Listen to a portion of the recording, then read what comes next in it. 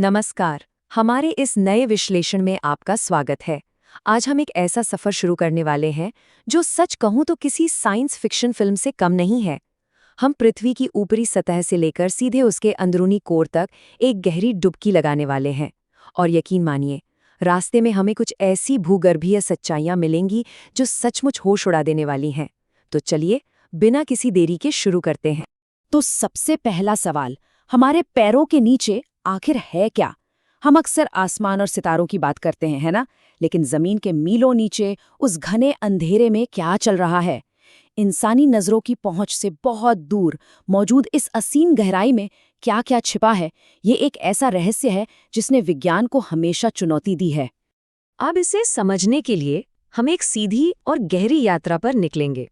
मतलब, हम लगातार पृथ्वी की परतों में नीचे की ओर बढ़ते जाएंगे। अगर मैं अभी से बता दूं कि नीचे क्या मिलने वाला है, तो सारा मजा ही खराब हो जाएगा। इसलिए बिना किसी स्पॉइलर के बस इस लंबवत सफर पर आगे बढ़ते हैं और देखते हैं कि गहराई में क्या-क्या इंतजार कर रहा है।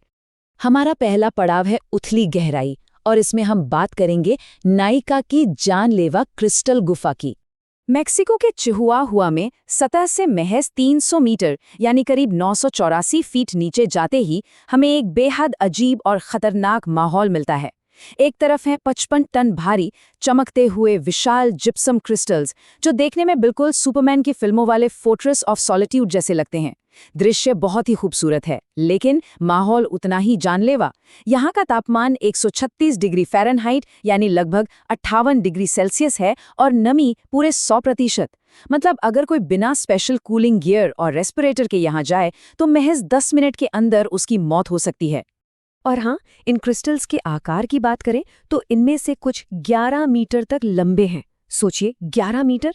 ये क्रिस्टल एक खनिज से भरे गर्म इंक्यूबेटर में पिछले 5 लाख सालों से बिना किसी रुकावट के बढ़ रहे थे। और पता है इनके बढ़ने की रफ्तार क्या थी? प्रति सदी केवल 1 मिलीमीटर। ये प्रकृति के खामोश कारीगरी का एक बेहतरीन उदाहरण है। अब आगे बढ़ते हैं हमारी अगली भौतिक सीमा की ओर, जो है ऐतिहासिक कोला सुपर डीप बोरहोल। उन क्रिस्टल गुफाओं से निकलकर अब हम सीधा 12 किलोमीटर, जी हाँ 7.5 मील नीचे आ चुके हैं। सोवियत संघ के शीत युद्ध के समय के इस अद्भुत प्रोजेक्ट को देखें तो 1970 में कोला प्रायद्वीप में ये खुदाई शुरू हुई थी। ये एक तरह से पृथ्वी के सीने में सबसे गहराई तक पहुंचने की होड़ थी।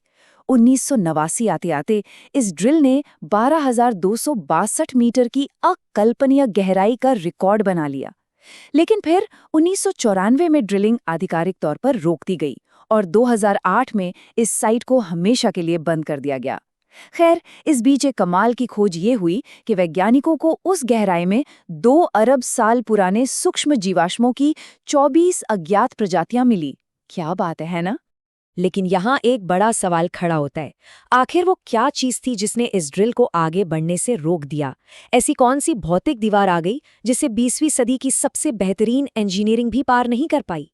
इसका बहुत ही सीधा सा जवाब है अत्यधिक गर्मी, वो भी 180 डिग्री सेल्सियस की।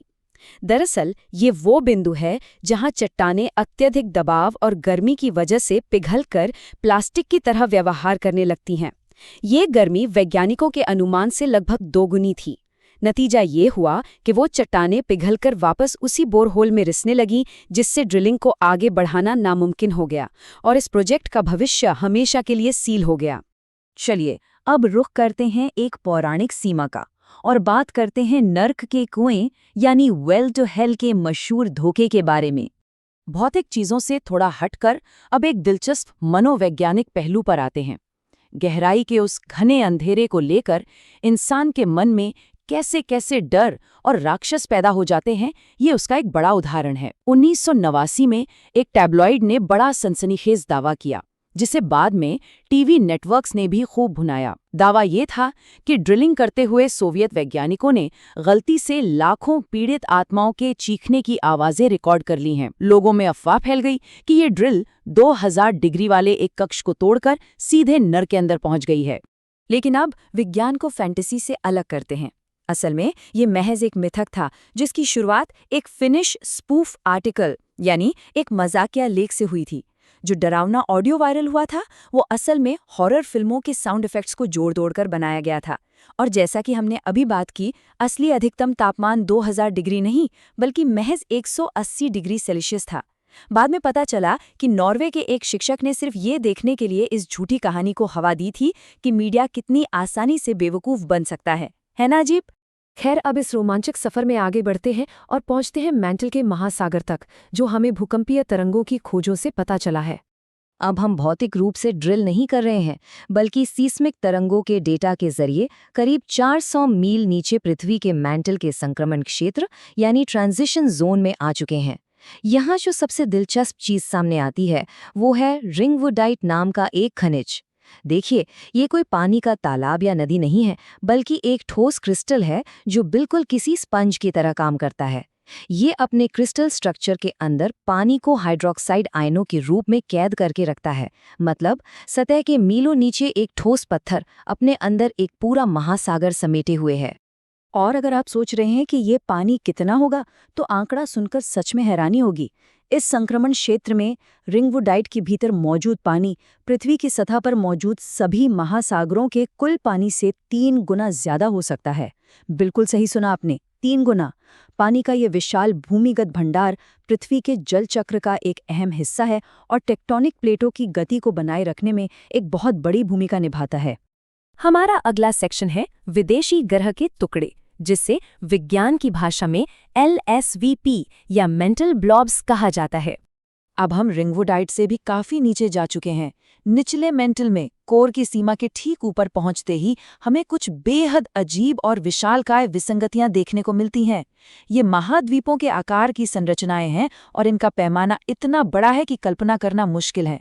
इनमें से एक जो अफ्रीका के नीचे है उसे तुजो नाम दिया गया है और प्रशांत महासागर के नीचे वाली संरचना को जेसन। मजेदार बात यह है कि ये दोनों मिलकर पूरे मेंटल का 8% हिस्सा घेरती हैं और माउंट एवरेस्ट से 100 गुना ज्यादा ऊंची हैं। इनका घनत्व आसपास की चट्टानों से बहुत अधिक है और यही वजह है कि ये पृथ्वी के गुरुत्वाकर्षण और ज्वालामुखी गतिविधियों पर गहरा असर डालती हैं। तो आखिर ये विशाल संरचनाएं आई कहाँ से? इसे समझाने के लिए एक बहुत ही लोकप्रिय थिया परिकल्पना सामने आती है। इस सिद्धांत के अनुसार ये मेंटल ब्लॉब्स असल में थिया नाम के एक एलियन ग्रह के घने टुकड़े हैं, जिसका आकार लगभग मंगल ग्रह जितना रहा होगा। ऐसा माना जाता है कि 4.5 अरब साल पहले ये ग्रह हमारी शुरुआती पृथ्वी से टकरा गया था और उसी टक्कर के बाद इसके भारी टुकड़े मेंटल में डूब गए और आज भी अरबों सालों से कोर के पास सुरक्षित बैठे हैं। अब हम पहुंच गए हैं अपनी यात्रा के आखिरी पड़ाव पर, कोर का मौसम। यहाँ हम लोहे की बर्फ और कोर के घूर्णन की बात करेंगे। मेंटल को पार करने के बाद अब हम अपने आखिरी मुकाम यानी पृथ्वी के बिल्कुल केंद्र में हैं। अब ये मत सोचिएगा कि ये सिर्फ लोहे का एक उबाऊ मृत गोला है। इसका अपना एक बहुत ही गतिशील मौसम है। यहाँ एक अकल्पनीय घटना होती है जिसे आयरन स्नो या लोहे की बर्फ गिरना कहते हैं। होता यह है कि बाहरी कोर में पिघला हुआ लोहा क्रिस्टल में बदल जाता है। फिर ये भारी लोहे के कण सैकड़ों किलोमीटर नीचे डूबने लगते हैं जैसे बर्फ गिर रही हो, और अंत में ये क्रिस्टल आपस में जुड़कर ठोस आंतरिक कोर के ऊपर करीब 320 किलोमीटर मोटी एक परत बना लेते हैं। यही वो कमाल की प्रक्रिया है जो पृथ्वी के डायनमो को चलाती है और उस चुंबकीय क्षेत्र को पैदा करती है जो हमें अंतरिक्ष के रेडिएशन से बचाता है। हाल ही में आपने शायद खबरों में सुना हो कि पृथ्वी का कोर उल्टा घूमने लगा है, लेकिन असल में ऐसा नहीं है। हमारा आंतरिक कोर एक 70 वर्षीय दोलन चक्र यानी ऑसिलेशन साइकिल पर काम करता है। इलेक्ट्रोमैग्नेटिक खिंचाव और गुरुत्वाकर्षण के कारण ये समय समय पर अपने घूमने की रफ्तार को धीमा कर देता है, जिससे हमें ऐसा लगता है कि ये पीछे की ओर जा रहा है। ये बहुत ही मामूली सा बदलाव है, जिससे हमारे एक दिन की लंबाई सिर्फ 1 मिलीसेकंड के एक छोटे से अंश तक ही बदलती है। तो घबराने वाली कोई बात नहीं है। तो सतह से शुरू होकर कोर तक की अपनी इस लंबवत यात्रा को खत्म करते हुए हमारे सामने एक बहुत ही बड़ा और विचारोत्तेजक सवाल खड़ा होता है। जरा सोचिए, अगर हमारे पैरों के नीचे किसी दूसरे ग्रह के घने टुकड़े, सतह से 3 गुना बड़े भूमिगत महासागर और लोहे की बर्फ जैसी चीजें छिपी हुई हैं, तो उस गहरे घने अंधेरे में अभी और क्या-क्या खोजना बाकी होगा। आज की ये यात्रा साबित करती है कि विज्ञान के असली रहस्य किसी भी काल्पनिक कहानी से कहीं ज्यादा रोमांचक हैं। इस अद्भुत सफर में हमारे साथ बने रहने के लिए आपका बहुत बहुत धन्यवाद।